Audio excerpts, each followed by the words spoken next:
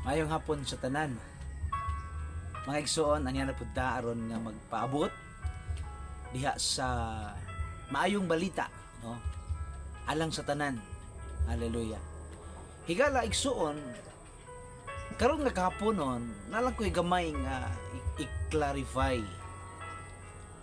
Na magukoy daghan mga madunggan nga daghang mga tao mo ingon, mga igala nga okay lang, no, bisan kung walay simba-simba. Total, nagtawag manggihapon mi sa Ginoo. Nagsangpit manggihapon mi sa Ginoo. Dool manggihapon mi sa Ginoo. Okay ra na oy. So, muna itong hisgutan karong kapon nun higala tungod kay ako concern kaayo sa mga sitwasyon nga susaba ana. Tungod kay kabalo ka higala, ang gusto sa kaaway, ang gusto sa yawa nga i-deceive ang tao. Mao gid na ang pinaka tinguha sa kaaway. Gusto niyang i-deceive, gusto niyang limbungan ang huna-huna diha gayud sa tao. Pankaron kahapon klarohon ako unsay hisgutan diha sa Biblia mahitungod niining mga butanga, no, nga basta nagsangpit lang ka sa Ginoo, tinuod man na. Way problema anang pagsangpit sa Ginoo. Way problema anang nagtawag ka sa Ginoo higala, pero kung makisgot ka og pagsimba, usa magud ni ka kuman sa Dios. Amen. Sugo manggod ni sa Ginoo higala. Hallelujah. Pwedeng nakailata sa Dios, pwedeng nagtawag ta sa Dios, pwedeng nagsangpit ta sa Ginoo, wala problema ana. Pero kung makisgot ka og pagsunod diha sa kabubuton sa Dios, dinhi adunay conflict higala. Ngano man tungod kay balikon ako akong gingon, sugo manggod ni sa Ginoo. Di manggod ni gusto lang sa tao, kabubuton lang sa tao, kundili usa kini ka commandment nga nahisulat gayud diha sa balaan nga kasulatan. Una nga gusto nako nga klaruhon kini karong kahaponon aron nga ang tanan nga makakita nini maong video ma-realize, no? I hope nga inyo ning ma-realize, I hope nga inyo haning masabtan. Hallelujah. So nakoy basahon nga scripture diha sa Bible. Praise God. Hallelujah, no? Diha sa Amen. Pulong sa Dios. Hallelujah, nga mabasa nato sa Hebrew or Hebrews chapter 10. This is a verse, hallelujah, 24 to 25. Ato atras sa verse 23. Gingon din sa ako din basahon sa English version ha.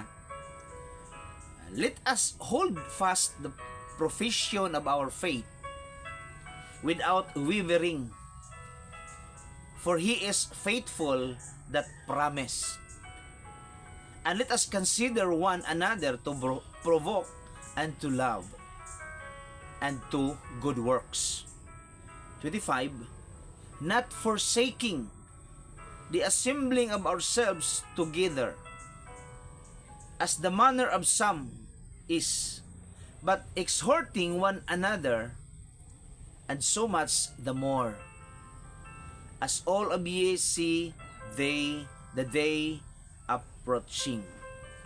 Ingon sa Bisaya, nga dili magsalikway sa atong kaugalingong panagkatigom sumala sa batasan sa uban, kundili magtinambagay ang usag-usa, labi na gayod kung ginatan-aw ninyo nga nagakahaduol na ang adlaw. Higala igsoon, dinhi pa lang sa 23 to 24, nag-iwan ang Bible, let us hold fast the profession of our faith. So, nagdasig ang author diha sa Hebrew nga kailangan gunitan nato ang atong pagtuo, maglig-on ta. Hallelujah. Og magmatinud-anon ta. Og dili na to isalikway. Amen. Sa verse 25. Dili na to isalikway ang batasan diha sa panagtigom. Og kay nga naman higala, kay na diha ang pagdinasigay. So, usa kini ka commandment diha gayud sa Ginoo. Let us not forsake, no? Di na to igsuon, baliwalaon. Command kini sa Dios. Halimbawa ikaw, na kay halimbawa imuhang anak, manghud ba kaha? Nga imuhang gi pamalihok or gipabuhat gisugo nimo diha sa usa ka butang. Unya galingog-lingog lang. Kasabot akong say galingog-lingog. Wala manumbaling ba? Wala magtagad. O sa may itong bation, higala, igsuon. Di ta malipay, siyempre. Mag-uol ta o pagka mahiubos, ang uban higala, pwede puntang masuko. Amen. Pero mapasalamaton ta nga ang Dios sa makanunayon nagpailob diri gayud sa matag usa kanato. Mapasalamaton ta nga ang atong Ginoong Hesukristo. Wala siya'y kapuol. Wala siya'y ginatawag higala nga, amen, praise God, pagkapuol diha gayud sa paghulat diri kanato nga kini mga butang nga atong masabtan. Importante man gud ni higala, no? Importante kaayo ni. Siguro dili nato ni mabati ang kaimportante ni sa tuang physical, pero kabalo ka sa tuang spiritual nga bahin. Higala kung dili nato idot-dot ang atong kaugalingon diha sa fellowship, diha sa panagkatigo, mabot ang panahon nga madrain ta. No? Madrain ta higala. Kana bitaong maghaling ka og kayo gamit ang kahoy.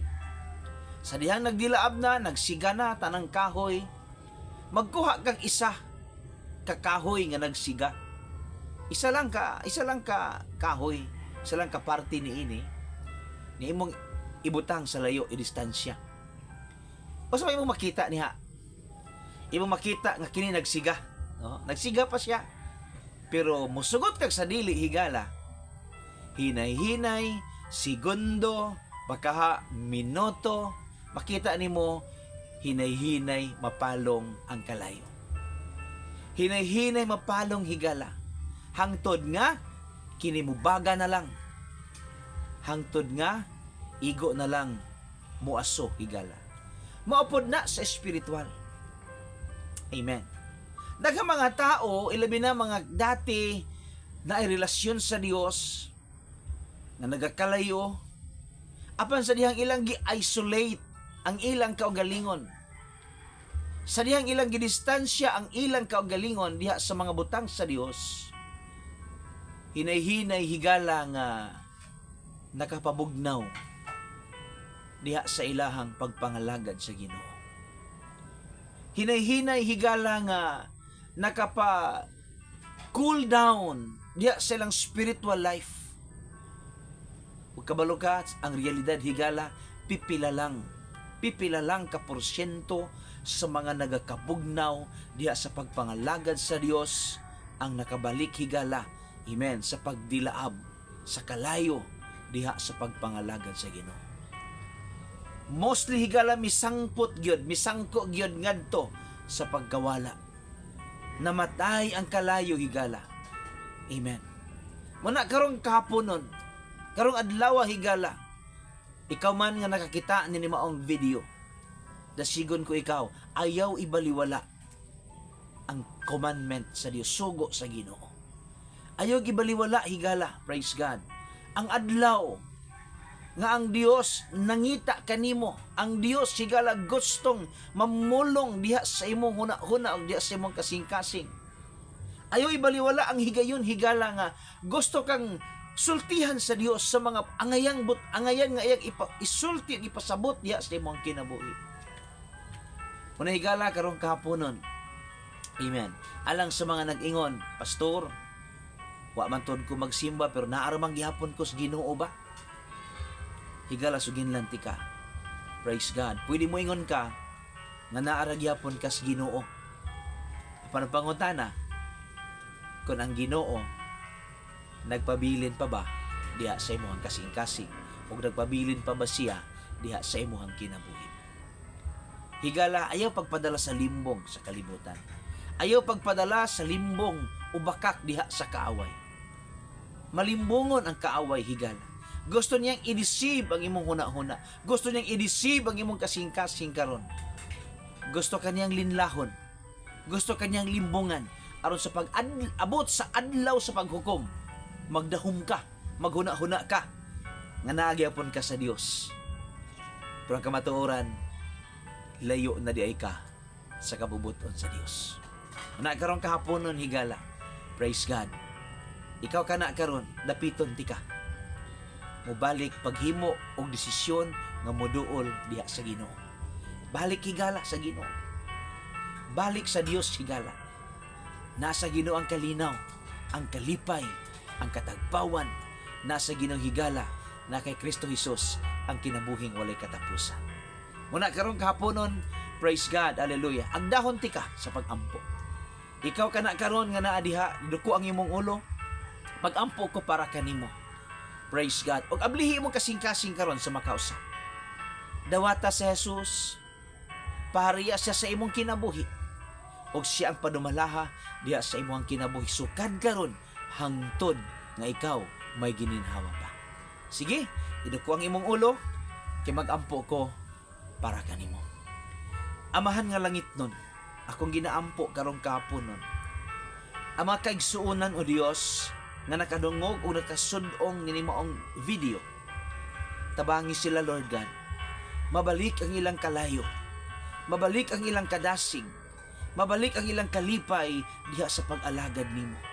Kabuta ilang huna-huna, kabuta ang ilang kasing-kasing, pasabta sila karon o Dios, unsa ka mahinungdanon ang pagduol o pagpangalaga diha kanimo. God, amo kang pasalamatan sa pangalan ni Kristo Jesus. Amen. Maayong adlaw sa tanan.